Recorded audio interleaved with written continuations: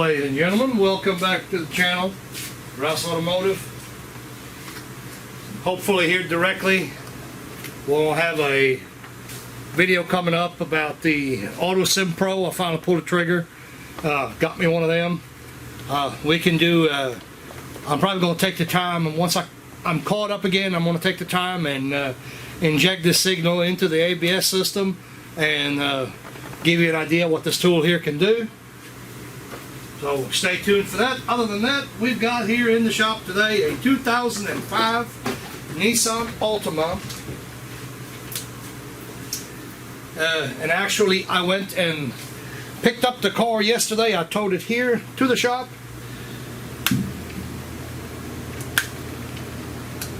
And get this tool put up here.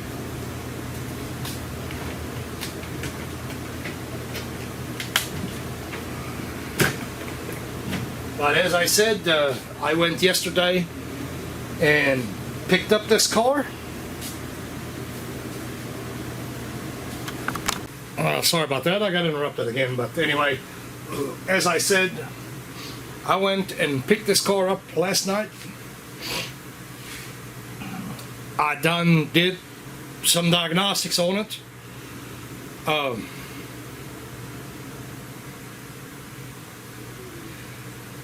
This video here is going to be aimed probably toward the customer more so than it is a repair. Well, it's not going to be a repair video unless we get to go ahead and to fix it. Like I said, the car is not in bad condition. You know, it doesn't look bad inside or out, so I think it's worth fixing, but you know, we'll have to see what the customer wants to do. But at the end of the day, what I'm making the video for, long intro, I know, I'm sorry. When I went to pick it up, I got in it. At first I was told it's a no crank, it doesn't crank. Well, okay, it may be something on the battery, but when I got to where I was going, where the car was located, I just opened the door, stuck the ignition in, the key in the ignition, turned the key over, and it started wailing. I listened a little bit. Actually, I didn't hear anything like super unusual, other than the fact that I thought that one time, for like a split second, I thought that it actually tried to start. So I wailed on it a little bit more, didn't try to start anymore. So history, I'll give you a little bit about history on the car. I promise I'm going somewhere with this. This here has been in my videos before, I believe, once or twice, I don't remember, doesn't matter anyway. Several years back, I put a JDM engine, I hope I say that right. It's the cheaper engine, the cheaper Japanese engines. I put it in this car, and a college student was driving it for a considerable amount of time. Of course, she finally got her a new one, and this is still in the family, but that's neither here nor there. But anyway, the story was the car don't crank. Okay, now I got the car and it's cranking. So I went ahead and loaded it up. Come to the shop. I thought, well, I'm going to go ahead and check it out real quick. Go ahead and do that part. So I did. So since this was a no start, I'll get that camera. I'll give you a shot of this here, since I'm not actually doing the diagnostic like right now. So we're going to do the least intrusive. So we're going to do the least intrusive thing first, and a real quick check. I went over it. I actually had a buddy of mine showing him a little bit something about the auto repair, and what I did is I had him actually physically pull some coils. So of course, this being a Nissan, of course you got a little bit of oil in the tubes. Not a big deal there. So I had him pull the individual coils out. You know, this is a 4-cylinder. I should have said that earlier. Everything is on top, really easy to get to. Takes 15 seconds to pull the bolts out and see if we got fire. So I had him do that. So I showed him how to go about doing that. So we got good fire out of all the coils. So the next thing that we did, you know, I told him that at that point in time, you know, let's go after fuel. Well, he wanted to put a fuel pressure gauge on it. I said, well, let's not do that yet. So I used the artificial fuel source. In this case here, I used starting fluid. Took the snorkel off, the intake snorkel, I took it off, injected a little bit. Actually, we used some brake clean first, and then we switched over to starting fluid. I thought that the brake clean might not be getting in there, so what I ended up doing is it still wouldn't start, didn't even really act like it's going to hit. So I told him, I said, let's go ahead. We didn't bolt the coils back down. We left them loose. I had him leave them loose when he put them back in. But what I did is I took the plugs out. I started taking the spark plugs out. Well, I noticed right away the spark plugs were super wet, and we're slowly starting to get to the point of this video. I'm gonna back up a little bit. So we're slowly starting to get to the point of this video.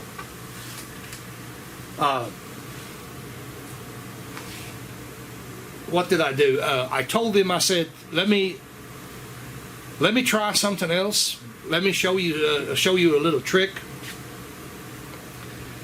that I've been probably doing it for 30 years, in particular on lawnmowers and stuff when they get a little bit flooded and stuff. So I took my little propane torch and I had the plugs out. I took the plugs and just started heating that plug up. You know, heat it up real good, and we put the plugs in it, slapped the coils on top of it. Once again, like we didn't bolt them down, you know, just put the plugs in real quick, popped the coils on top, and hopped in the car real quick and cranked it, and boom, starts right up. So, needless to say, this is the actual point of the video.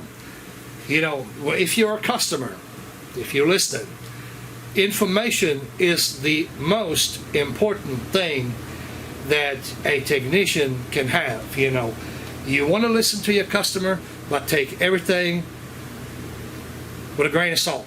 It's not that, you know, a lot of times the customer doesn't know exactly how to communicate, but the fact that you should communicate, you know, that makes all the difference in the world.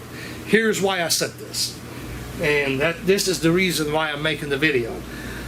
So I called the customer back. I told her, well, I got your car to start. The spark plugs were extremely wet, and in the conversation she said, well, the car's been to this XYZ. Okay, I'm not going to name names, but it's been someplace else, been to another shop. And the shop has already diagnosed the problem, but her cousin and I think her grandfather, they said, oh no, that can't be right. They're not buying it. So, getting the whole story, so the other shop told them that the car's got a blown head gasket. Now, when you hear blown head gasket, this diagnostic is about, or when you hear that the other shop told them that it has a blown head gasket, the diagnostic is over almost by 80%. And here's why I say that. I've already done the diagnostic or partial diagnostic on here. I already know these plugs were super duper wet. They smelt like fuel, but we added a lot of brake clean and starting fluid, so it smelled like fuel. But here's the deal. With a plug being that wet, you know, we know it's getting fuel in there, but it still doesn't try to start. We have spark, You know, our timing is good. We know that. I mean, the car don't act funny. At that point in time, the next thing that I'm going to do is I'm going to grab a pressure gauge for the radiator here, pop the radiator cap over here, put my pressure tester on it, and I pumped it up to about 20 psi. And within, I say, about 3-4 minutes, it done went down to 12 psi. So at that point in time,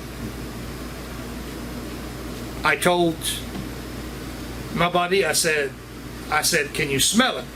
Because when I got in the car and tried to start it up, of course, it belched out a cloud of smoke. And then, of course, since now we have actually pushed antifreeze back into the combustion chambers, or into the combustion chamber. I don't know how many cylinders are affected here. I don't care. Since you don't change one cylinder at a time, you do all 4 of them anyway, so we don't care about that. But I told him, I said, you smell this. I said, if we'd have gotten to that point earlier, we wouldn't have had to diagnose it at all. Because we had the sweet smell coming out of the exhaust pipe and a light puff of smoke. This thing is not bad. You know, it's not got a bad leak, but bad enough. Right away, I asked her, well, back up a little bit on that. Right away, I asked her when we was talking on the phone, I said, when she told me that, I said, well, is the car using water? And she said, yes. Yes, it's using water. That's what she called it anyway. Talking about coolant. But anyhow, I know how you guys are sometimes. Some of you guys are just picky like that. So yeah, coolant. We're talking about coolant. So I asked her if it's using it, and she said, yes, it is. So at that point in time, you know, do you find it on the ground? No, I don't. So the only other place that coolant can go is out the tailpipe, you know, basically, or, well, I guess it can go more places than that, but, you know, 9 times out of 10 it goes out of the tailpipe. And I'm going to go ahead and see if we can start it up. I don't want to get it too smoky in here if it does. I did relieve the pressure, so I'm not even for sure that we gonna even see anything. Yesterday it was bad enough, it actually puffed up pretty good, so we'll just go ahead and demonstrate if we can.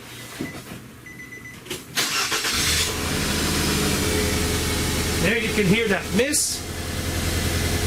You hear that foul plug.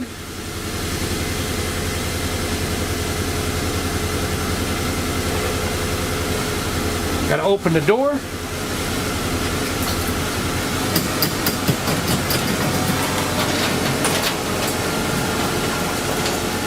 Of course, I cannot show you the odor. You can smell it, and I was going to bring you around. The mist is gone. So our cylinder is dried up.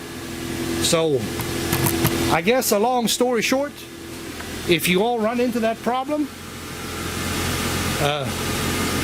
you know about where to go with it. And if you're the customer, please give information. That's very, very important. You know, that makes the difference if I got a big, long diagnostic or a short one. Get back around here. And the reason, and of course the reason it does that, and well, let's back up a little bit more. Actually, judging by the way it was missing, I can actually tell that there's like one cylinder that's like really affected in it. I'm not saying that it's only one cylinder that is leaking, but I can hear one cylinder cutting out. I don't know, you know, how many years of experience that takes, but I can tell whether it's one cylinder that's missing or two. You know, I can generally get a pretty good idea by listening to the miss, how many cylinders are actually affected. But anyhow, there you have it. My point here, like I said, once again, share the information that you have. You know, if you have information like that, please come forth with it, you know, because that makes all the difference in the world. I could have saved myself a little bit of time, but in this case, with what it is, in this particular case, what I mean by that, with the engine open like this, you know, there's really no time, not a lot of time difference, I guess I should say, but just help out if you can. You know, that it's going to make it or break it. So, like, subscribe, do what it is you do. Head on down that comment box and tell me your opinion. Till next time. Okay, one more thing real quick. I failed to do that a while ago. I tend to do this a lot, actually. Now I think about it. But anyway, one more thing. The reason you're seeing a vehicle do this when you're driving, the engine of course gets hot. You know, you've got pressure building inside, and that pressure is going to be a static pressure. You shut the engine off, it essentially does the same thing than what I did with the pressure tester. So we got all the combustion pressure and all that good stuff that's in there. If we're leaking it by a little bit, you know, this one is not bad enough to really blow out or anything like that. It don't bubble yet, but anyhow, you know, with the pressure test, that's exactly the same thing. The radiator is going to build pressure, and it's going to sit there, and when you shut the car off, it pushes the pressure. Guess where it pushes it? You know, right into the cylinder, and that's the reason the car was actually a no start. The motor is not a spring chicken. You know, that thing has got some miles on it, and it doesn't have a lot of compression left in the cylinders. Still worth fixing, in my opinion. You know, no more than what's going to cost her to do this. So figured I had that in there.